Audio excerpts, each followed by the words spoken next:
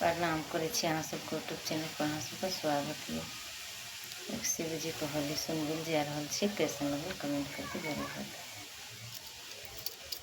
शिव खेलेला होले आसन डोले, शिव खेलेला होले आसन डोले, शिव खेलेला होली आसन डोले, शिव खेलेला होली आसन डोले।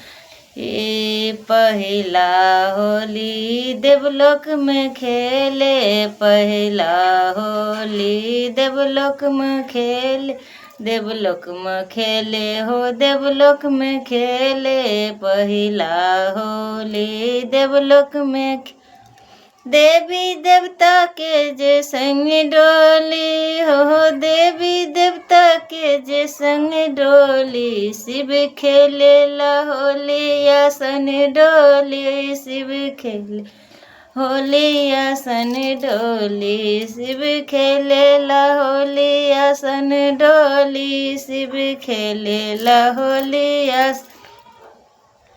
पहला दूसरा होली जनकपुर खेले, दूसरा होली जनकपुर खेले, जनकपुर खेले जनकपुर खे राम सिया के जे संग डोली हो, राम सिया के जे संग डोली, शिव खेले होली आसन डोली, शिव खेलेला होली आसन डोली, शिव खेलेला हो आसन डोली, शिव खेलेला होली आसन डोली।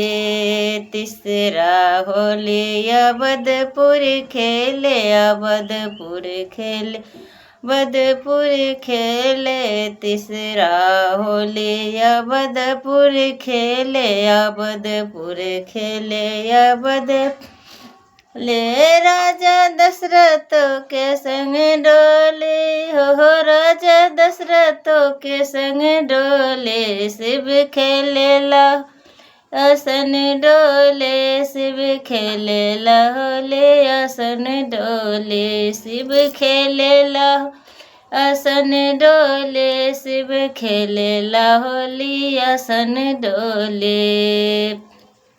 चौथा होली